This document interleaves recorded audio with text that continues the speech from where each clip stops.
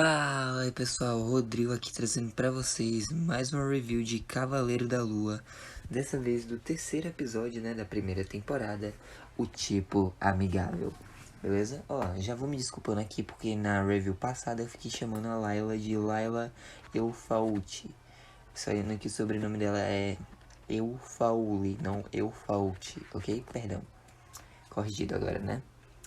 Bom, o episódio se inicia com a Layla, né? Numa salinha e ela tá meio que tirando o passaporte dela pra ir pro Egito. E ela tá lá numa sala, né? Com uma mulher lá que aparenta ser uma velha conhecida dela, ser próxima da família e tal. Elas comentam sobre, tipo, que ela é uma arqueóloga e tal. Comentam que ela tem alguns contatos no mercado negro. Comentam sobre o pai dela também. E aí ela conta também um pouco sobre como foi a experiência de reencontrar, né, com o Mark, descobrir sobre o Steven e tal. Mas enfim, vem a aberturinha da Marvel, né? E aí a gente tem um shot, né, uma cena dos discípulos de Amit, né, os seguidores lá do Arthur Harrow. E eles encontraram a tumba graças ao escaravelho, né, que eles encontraram, que eles obtiveram, né, no episódio anterior. E aí eles começam a cavar e tal. E aí os capangas, né, avisam ao Harrow que o Mark foi visto no Egito. Esse episódio vai ser mais focado no Mark do que no Steven, tá, gente? E aí o Mark, né, ele tá correndo adoidado num prédio, mas a pessoa que podia dar informações pra ele acaba sendo morta, né, por 3 caras que são, né, discípulos de Amit. 2 já adultos e um que é um jovem. E aí, né, ele começa a lutar com eles e tal. E, bom, ele acaba perdendo a consciência, né, tendo um lapso. E o Steven assume o corpo e o Mark acaba acordando dentro de um táxi que tá indo pro aeroporto. O Mark pede pra parar. Ele começa a perseguir os caras de novo. Ele começa a brigar com um deles no bazar. O outro chega por trás pra desmaiar ele com uma pancada. Quando o Mark tá quase desmaiando, ele tem outros flashes, ele acorda, esfaqueando um dos caras no topo lá de uma montanha. O outro já tá largado morto no chão e o jovem tá lá assustado. Ele até pergunta, né, olhando pro reflexo da faca, o que é que o Steven fez, mas o Steven não fez nada. Gente, se não foi o Steven, nem o Mark, quem foi? Será que é o Jake? E, tipo, se for realmente, eles estão adaptando um Jake bem mais sanguinário que o Mark. Porque o Jake, né, a personalidade é um taxista. É a personalidade que é o taxista, né? Mas beleza. Ok. E aí, né? Inclusive, isso poderia explicar algumas coisas, baseado nos comportamentos do Steven e do Mark. Se for analisar por aí, provavelmente foi o Jake que substituiu o Gus, que tinha morrido durante a cruzada do Mark em busca do besouro, né, do escaravelho. E provavelmente foi o Jake que arrumou o encontro lá com a Dylan na churrascaria lá no primeiro episódio. Mas enfim, né, continuando. O Khonshu aparece lá, né, pro Mark pedindo pra ele ameaçar empurrar o moleque do penhasco. Ele tipo diz, me passa informação, não precisa ser assim. O moleque já tá, né, pendurado assim, ele só vai e diz, louvada seja Mitch, um negócio assim. E aí ele corta a própria gravata, cai da montanha e morre. Sem muitas outras opções, né, o Khonshu acaba causando um eclipse, né, movendo a lua para causar um eclipse que chama a atenção dos deuses egípcios para convocar um julgamento, né, através de seus avatares na Terra. E aí o Mark entra por um portal e é transportado para a pirâmide de Gizé, onde lá ele se encontra com os avatares dos deuses Osíris, Ísis, Tefnut e Hathor. E aí, né, eles começam a conversar lá, inclusive, né, o Khonshu e os outros deuses usam os avatares e quando eles estão falando eles ficam tipo assim. E é interessante ver essa dinâmica porque, bom, o Khonshu, né, é um deus meio renegado e tal, é aquele cara que não é muito chamado pra festa. Porque o Khonshu tem uma visão de que os deuses abandonaram os humanos, já os deuses pensam o contrário e tal. Fora que o Khonshu é meio, né, tem umas ideias meio aleatórias. E aí eles avisam o Khonshu que se ele mexer, né, com a lua, as estrelas desse jeito de novo, causando que possa causar uma perturbação humana e tal, uma interferência, mais ou menos do estilo lá, né, dos celestiais com os eternos. Tipo, ó, não interfere, deixa eles seguirem a vida e pronto. Se o Khonshu fizer isso de novo, ele será aprisionado. E aí o Khonshu apresenta, né, a acusação dele ao Arthur Harrow, e o Arthur Harrow, ele é convocado. E, mano, ele distorce muito as palavras, ele sabe manipular. Ele diz, ó, é o seguinte, eu não sou discípulo de Amit, não, eu nem sigo ela. Eu sou um ex-avatar do Khonshu, e ele me maltratava e tá maltratando, né, torturando essa pobre alma aí. O avatar dele tá doente. Ele tem identidades e tal, certificado de casamento no nome de Mark Spector, mas alguns documentos e registro de trabalho no nome de Steven Grant. E aí, né, os deuses eles se irritam. O Khonshu quase meteu o Khonshu, né, no corpo lá, falando através do Mark. Quase meteu um murrão no Harrow, mas os deuses impediram. E tal, enfim. Eles querem falar com o Mark, e aí o Mark acaba admitindo que sim, ele tá doente, ele quer ajuda e tal. E aí, os deuses decidem que o Harrow é inocente, liberam ele. O julgamento acaba, né? Mas a avatar da Hathor, né? Ela puxa o Mark pra um canto e comenta que, tipo, tem vários discípulos de Amit por aí, vários espiões. E que ele procurasse um pergaminho, algo assim, no sarcófago de Sinfu, o Medjay. Que ele, há 2000 anos atrás, né, foi confiado a anotar, mapear a localização da tumba de Amit, caso os deuses mudassem de ideia sobre ela. Só que o problema, né, é que o sarcófago foi vendido no mercado negro.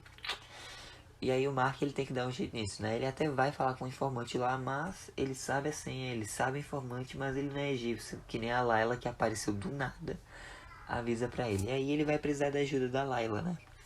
E os dois estão lá num barco conversando e tal.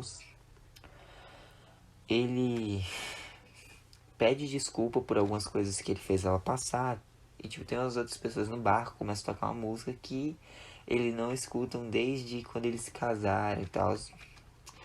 Mas enfim, eles têm alguns problemas lá. E a Layla ela fala, ó, é o seguinte, eu não tô aqui pra ajudar nem nada, mas pra impedir que mais pessoas inocentes morram por causa do Harrow tentando libertar essa Amit.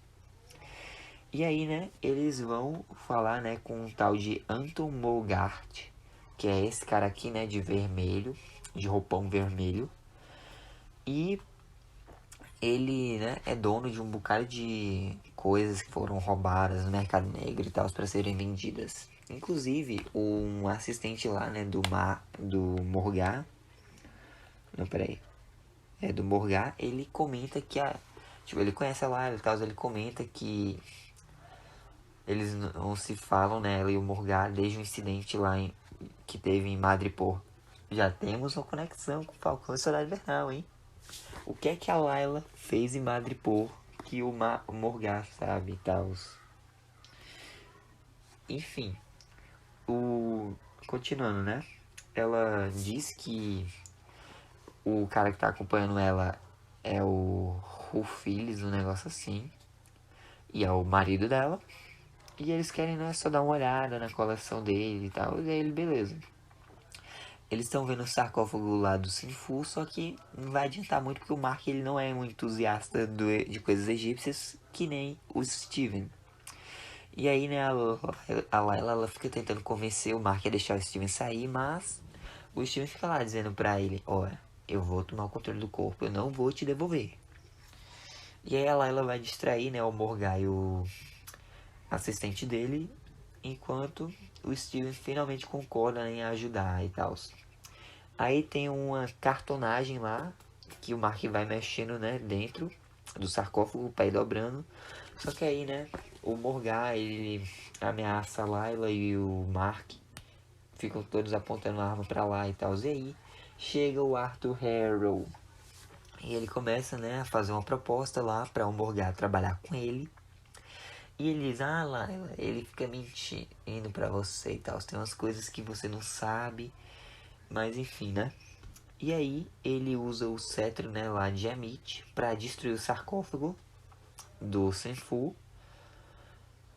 E aí, né, o Mark se aproveita dessa distração pra invocar o traje, né, de Cavaleiro da Lua. E ele começa a batalhar contra os capangas lá do Morgar. Inclusive, quando eles chegaram, o Morgar tava fazendo justa, né? Tem uma arena lá de justa, que é onde o Cavaleiro da Lua vai lutando, né, contra os capangas do Morgar. Enquanto isso, a Layla, ela vai, né, catando os pedacinhos da cartonagem que explodiram e foram rasgados, né, devido à explosão. O Arthur Harrow, ele vaza dali. E aí, durante a luta, né, quando o Cavaleiro da Lua tá quase enforcando lá, sufocando um cara, o Steven assume o corpo, né, e aí ele vira o Sr. Knight. Mas ele é perfurado por uma lança. Ele, não, assume o corpo, assume o corpo. E aí, né, o Mark assume de novo e volta a ser o Cavaleiro da Lua. Começa a lutar e tal, os paper todo cheio de lança perfurando ele. Mas ele consegue matar o pessoal lá. E aí ele fica cara a cara com Morgar, que tá prestes a atacar, né, a Layla. Mas ele consegue protegê-la e jogar uma lua merengue nele, né, que acerta ele nas costas e ele desaparece dali. Ok, e pra quem não conhece, né, o Anton Morgar, nos quadrinhos, ele é o Homem da Meia-Noite, um vilão bem conhecido do Cavaleiro da Lua. Sim, continuando, né. E aí, o Mark e a Layla estão no carro, né, e tal, eles estão conversando, né, ela pergunta o que é que o Arthur Harrow quis dizer, mas ele, não, ele tá mentindo e tal, ó. Ela percebe que tem alguma coisa ali, mas ele não vai contar, ele, ó, você não me conhece, tá? Porque ela diz, cada vez que eu penso que eu te conheço, alguma coisa nova surge, eu te conheço menos. Ele, você não me conhece. E eles param o carro, né, lá no deserto, começam a tentar montar a cartonagem, mas não dá certo, e aí o Steven assume o corpo, né, o Mark deixa o Steven assumir, e aí o Steven monta lá a cartonagem, cola lá com fita adesiva e fica um formato de estrela. E ele e a Layla tentam mapear lá, né, as estrelas, só que as estrelas mudam conforme os anos. E aí o Khonshu fala que ele se lembra de todas as noites. E que, bom, para fazer isso, né, ele vai ter que mexer com o céu para voltar 2000 anos atrás, para eles conseguirem mapear certinho a localização. E aí ele pede para o Steven pedir para o Mark libertar ele quando ele for aprisionado. E aí o Khonshu, com a ajuda do Sr. Knight, vão fazendo assim no céu, assim, voltando, e como se estivesse girando um globo mesmo. Volta para mostrar a constelação de 2000 anos atrás. A Layla, né, ela consegue mapear certinho.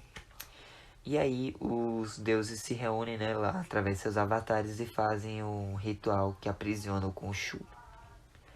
O Steven desmaia, que agora não tem mais, né, os poderes do Sr. Knight, nem do Cavaleiro da Lua. E, bom, a Layla, ela tenta lá acordar, né, o Mark / Steven, enquanto o Arthur Harrow aparece lá, né, na pirâmide e tal, pra ver a estátua, né, que o Khonshu, a pedra que ele foi aprisionado. Ele, ó, seguinte, você me quebrou e tal, mas eu vou dedicar minha vitória a você. Pois essa bênção, né, essa segunda chance que eu tô tendo é tudo graças a você, Khonshu. Muito obrigado. E assim se encerra o episódio. Mas antes, nós temos, né, um tributo em memória ao ator Gaspar Ulliel, que interpretou, né, o Anton Morgar na série O Homem da Meia-Noite. O ator, infelizmente, faleceu em 19 de janeiro desse ano. Ele tinha 37 anos e ele morreu devido a um trauma cerebral, resultado de um acidente que ele teve quando estava esquiando na França. Meus pêsames à família e amigos. E é isso. Descanse em paz. Você atuou muito bem. E é isso, né, gente? A review fica por aqui. Até a próxima aí. Falou. Oh, I'm gonna do this on my own. no point in blaming you, you did not know.